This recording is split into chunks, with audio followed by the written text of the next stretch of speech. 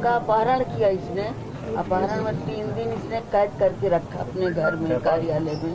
उसी वक्त ही मरवा डालता। लेकिन उस समय उसके साथ ही कॉलेज के लड़के और सब काफी चिल्लाने, इसने जिंदा छोड़ दिया। लेकिन मेरा बेटा लड़ाई लड़ता चला आया। शेर की तरह आज तक अति से किसी ने आंख नहीं मिलाया, चाहे जितना भी इसके नाम से केस हो। लेकिन मेरा बेटा शेर की तरह लड़ा, अपने फैसले का इंतजार करते। लास्ट में उसका पूरा मामला तय हो गया था, खत्म हो गया। उसको ये उम्मीद थी कि अब मेरा फैसला फुर्सत, इसको सजा मिलेगी। तब मेरे बेटे को इसने 16-17 साल बाद मर्डर करा दिया। ये फैसला जो आज अदालत से मिली है, उससे मुझे पूर्ण विश्वास था और मिला। लेकिन ये उसका अपहरण केस का है। उसके बाद मेरे बेटे का अपहरण न सुनने दिया न देखने दिया, उसका मर्डर हो गया। तो अब मेरा यही निवेदन है कि अपहरण केस में इसको आजीवन कारावास हुआ है, लेकिन बाद में मेरे बेटे का मर्डर हुआ। मेरा बेटा कलम की लड़ाई लड़ता था, बम गोली की नहीं लड़ता था। इसलिए कलम की लड़ाई को उल्लंघन करके काले कोट खाकी वर्दी की बेइज्जती कर दी। इसलिए मेरा यही निवेदन है, जो भी अदालत फैसला दे, मुझे मुख्यमंत्री जी के ऊपर विश्वास है कि मेरे बेटे का मर्डर का इनको फांसी की सजा सुनाए।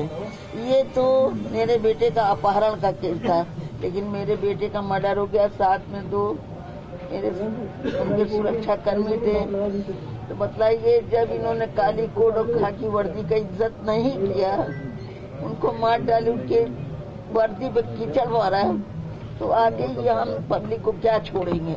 इसलिए मेरा मुख्यमंत्री से यही विनती है कि इनको अब फांसी दिया जाए। अच्छा, अब सजा हो गई है, अब लगता है कि उमेश जी की आत्मा को शांति मिलेगी? देखिए, ये तो उसका अपहरण में लड़ रहा था शेर की तरह, लेकिन जब लास्ट में 3 मर्डर उसने करा दिया, जेल से कराया है, ये आजीवन कारावास है। इसमें उसको अंदर क्या सुविधाएं मिलती हैं, क्या नहीं मिलती, इसलिए वो पुराना खूंखार बदमाश है, पूरा आधा डकैत है। वो नोट के बल पे आगे कुछ भी कर सकता है। इसलिए मेरा मुख्यमंत्री से यही एक निवेदन है कि मेरे बेटे जैसे हत्या उसने कराई है, साथ में 2 सुरक्षा कर्मी गए हैं, इसने खाकी और काले कोट की इसने दिहाड़ी बेइज्जती कर ली, इसको फांसी की सजा सुनाई जाए। इसलिए कि हम लड़ने योग्य नहीं है, ये फैसला मुख्यमंत्री जी के ऊपर है, अदालत के ऊपर। सीएम साहब से क्या कहेंगे? सीएम साहब से यही कह रहे हैं ना कि जैसे मेरे दरवाजे बदमाश ने गुंडों को भेज करके और 3 को संहार कराया है, मेरे बेटे और 2 सुरक्षा कर्मी को, तो हम तो बार बार कह रहे हैं ना कि मेरा बेटा उस समय वर्दी पे था और सुरक्षा कर्मी भी थे, कोई वैसे नहीं थे, गाड़ी से उतर रहे थे। उस समय इसने मर्डर कराया। इसने न कलम की इज्जत किया, न काली कोट की किया, न खाकी किया। इसलिए मर्डर के इसने तो दे दिया अपहरण का, लेकिन मेरे बेटे 3 मारे गए हैं। इसलिए मेरा मुख्यमंत्री जी से यही गुहार है कि इनको फांसी दिया जाए, इनको जिंदा न रखा जाए। कोर्ट में अपील करेंगे क्या? 7 आरोपियों को बरी कर दिया गया है। इसमें अशरफ एक है, अतीक का भाई जो अशरफ है उसको बरी कर दिया गया है। टोटल 7 लोग बरी कर दिए गए। लेकिन उसमें तो मेरे बेटे ने बताया था 10 लोगों के, वो सब जो वकील आएंगे हमारे तो सारी चीजें वो बताएंगे। अब ये है आपको कि मेरे बेटे का जो मर्डर हुआ है उसमें तो किसी ने देखा नहीं, वो तो पूरा सीसी फुटेज में दिखा रहा है। अब उस पर जो भी निर्णय ले अदालत या मुख्यमंत्री जी जो भी निर्णय ले, वो तो सीसी कैमरे में पूरा कैद है। आप फांसी की मांग कर रहे थे, लेकिन उम्र कैद की सजा दी गई है, तो क्या आपको डर बना रहेगा आपके मन के अंदर, जैसा कि आप पहले भी बता रहे थे? मैंने क्या कहा बेटा कि देखिए, उसको आजीवन कारावास दिया है, लेकिन ये जेल के अंदर उसको पूरी सुविधाएं मिलती है, पूरी सुविधाएं मिलती, तो हम क्या जाने कि वहाँ से क्या सब कुछ करा सकता है। मतलब आप जेल में जाएगा लेकिन घटना को अंजाम दे सकता है? दे सकता है, अभी भी दे सकता है। आप उम्र कैसे संतुष्ट हैं?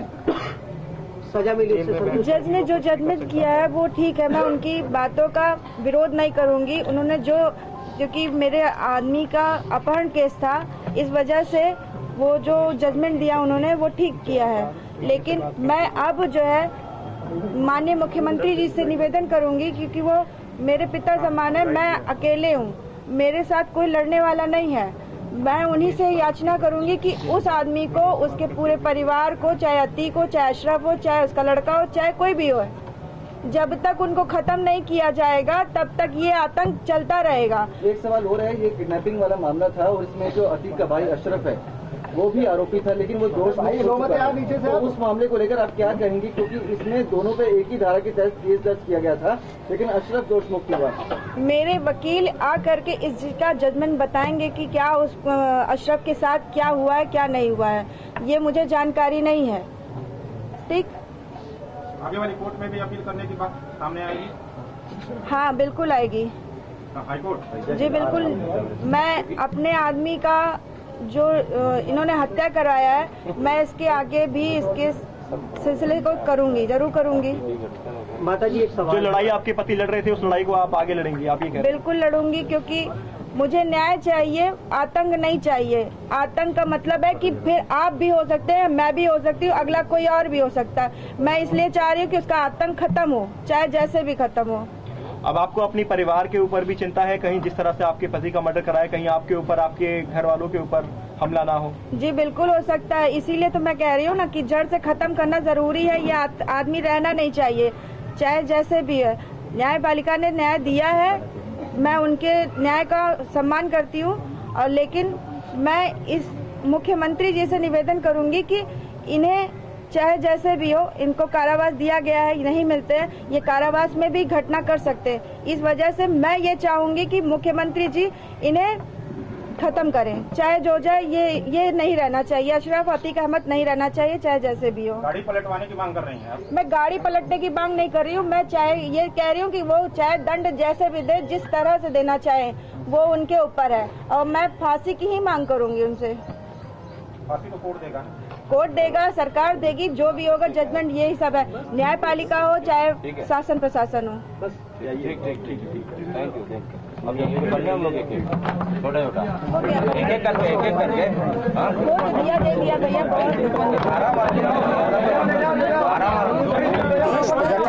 और पत्नी को आपने सुना, जहां मां ने कहा अतीक को जिंदा ना रखा जाए, उमेश पाल की मां ने दोहराया जेल के अंदर सुविधाएं मिलती हैं, इसलिए फांसी से कम कुछ नहीं मुझे मंजूर। एक मां ने एक बार फिर से सीएम से गुहार लगाते हुए न्याय की मांग की है, और पत्नी ने दोहराया कि एक लंबी लड़ाई हमने लड़ी है और ये लड़ाई आगे भी जारी रहेगी। ये आदमी जिंदा ना बचे।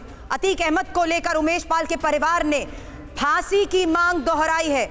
अपहरण के मामले में उम्र कैद की सजा का सम्मान करते हैं, लेकिन अपहरण के बाद अब हत्याकांड के मामले में फांसी की सजा की मांग उमेश पाल के परिवार की तरफ से। विवेक हमारे सहयोगी इस वक्त उमेश पाल के परिवार के साथ हैं। बात की उन्होंने उनकी मां से, उनकी पत्नी से। आज आए इस फैसले के बाद, अतीक को मिली सजा के बाद, आपने उस मां को सुना जिन्होंने दोहराया कि एक लंबी लड़ाई उनके बेटे ने लड़ी है, लेकिन अपहरण के मामले में तो उम्र कैद की सजा मिल गई, लेकिन अब मेरे बेटे की हत्याकांड के मामले में फांसी की सजा मिलनी चाहिए। विनय हमारे सहयोगी भी पल पल का अपडेट हमें दे रहे हैं, जो कोर्ट रूम में उस वक्त मौजूद थे, कि किस तरीके से इस पूरे मामले पर आज सजा का ऐलान हुआ है, और इसी के तहत हमने देखा कैसे हाई सिक्योरिटी के बीच अतीक और उसके भाई को आज कोर्ट रूम में लाया गया। वही तस्वीर तो आप देख रहे हैं, लेकिन सबसे बड़ी खबर है, जहां अब इस सजा के ऐलान के बाद उमेश पाल की मां ने एक बार फिर से दोहराया है कि इस पूरे मामले पर अब सजा होनी चाहिए और फांसी से कम उन्हें कुछ भी मंजूर नहीं है। पूजा पाल इस वक्त हमारे साथ जुड़ चुकी हैं, राजू पाल की पत्नी है ये। पूजा पाल जी, अब एक बार फिर से आपने उस परिवार की गुहार सुनी जिन्होंने ये साफ तौर पर दोहरा दिया कि इतने लंबे इंतजार के बाद न्याय की उम्मीद तो उन्हें मिली है,